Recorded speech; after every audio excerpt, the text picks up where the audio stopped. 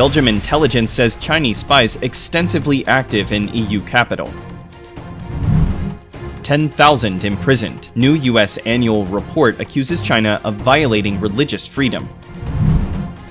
Canada expects more Chinese police outposts to be uncovered. Russian premier sanctioned tycoons to attend China trade event.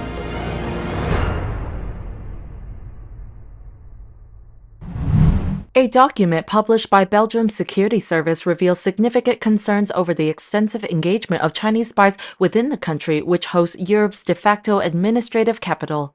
The report from Belgium's VSSE security service highlights the concerns about the activities of Chinese nationals. The close ties between the Chinese Communist Party and business interests in China make it challenging to identify potential intelligence assets effectively. The government report states that CCP's activities in Belgium extend beyond conventional spies seeking state secrets or hackers disrupting crucial companies or government services from behind a computer. Instead, it argues that many Chinese intelligence gatherers operate within a gray zone, including lobbying, interference, political influence, espionage, economic coercion, and disinformation campaigns. The report emphasizes the intricate web of interactions involving numerous state and non-state actors connected to China.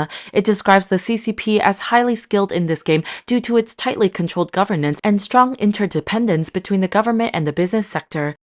Furthermore, the report reveals that many intelligence assets associated with the CCP are not official government employees. Instead, they are referred to as Chinese private individuals who sympathize with the communist regime and willingly support its objectives. The report said, often these are diplomats, lobbyists, journalists, employees, companies, or even students who are actively gathering information to pass on to an intelligence officer. Member of the Flemish Parliament Christophe Slagmulder called Brussels a chessboard for spies as he urged for an investigation into the potential involvement of Chinese students in Belgium in espionage activities conducted by the CCP. The US State Department recently published the latest annual report on religious freedom. It accuses China of jailing as many as 10,000 people in its intensifying repression campaign, intended to bring all theological activity under the regime's control. The South China Morning Post reported on May 16th that the State Department's International Religious Freedom Report has been released annually since 1999 and covers nearly 200 nations, including Iran, India, and China. The 49-page report's estimated figures of those imprisoned in China range from the low thousands to over 10,000.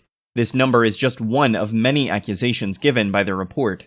For another, China has conducted a campaign against religious groups it characterized as cults, and adopted propaganda campaigns against xie jiao, literally heterodox teachings, aimed at school-age children.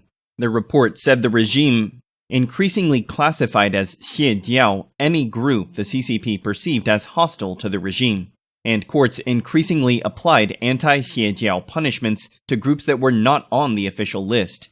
Authorities continued to jail and arrest religious leaders and members, frequently individuals associated with organizations not registered with the state-sanctioned religious associations.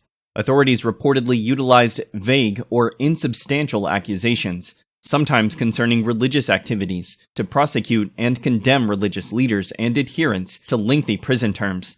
Citing Secretary of State Antony Blinken, ABC News represented that the report showed the conditions of some of the most oppressive countries globally were becoming more dire, as well as new, troubling trends.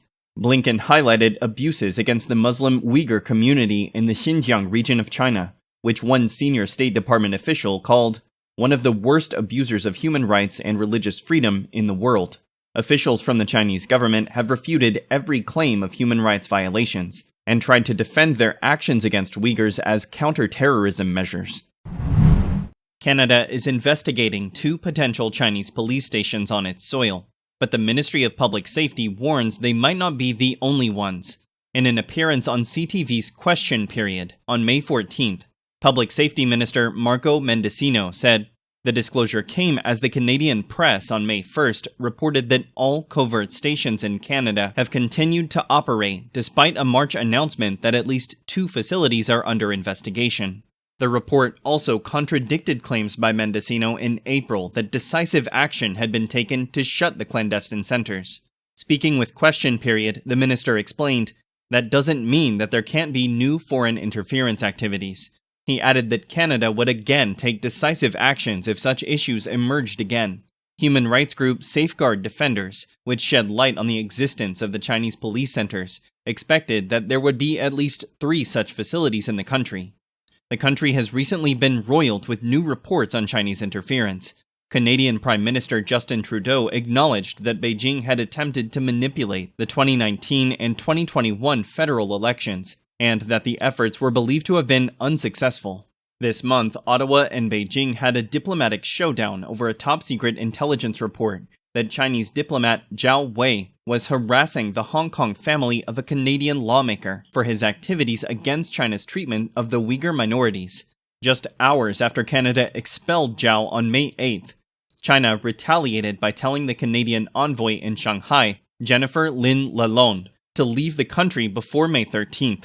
The Chinese Communist Party even warned in a statement that it could take further actions if necessary. Russian Prime Minister Mikhail Mishustin will lead a government delegation to China next week to attend a business forum, along with tycoons who have been sanctioned, as Moscow relies on Beijing to help it weather economic pressure over the Kremlin's war in Ukraine. Citing an anonymous insider, Bloomberg reported on May 15th that Mishustin and the Deputy Prime Minister in charge of Energy, Alexander Novak, will go to Shanghai for the Russia-China Business Forum on May 23rd. They are the most prominent Russian figures attending the event.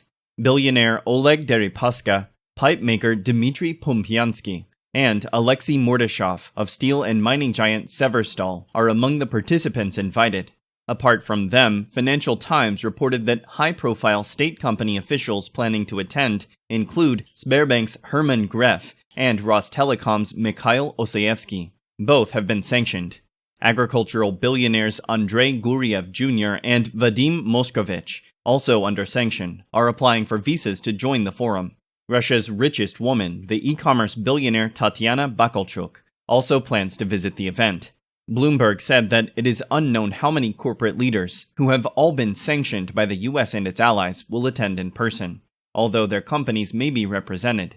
Vita Spivak, a non-resident scholar at the Carnegie Endowment for International Peace, said, "The forum is likely to reinforce the narrative about the blossoming economic cooperation between Moscow and Beijing, despite economic sanctions imposed on Russia." Spivak added, "In the economic realm, similar to geopolitics, Russia is actively strengthening its dependency on China and is becoming Beijing's junior partner.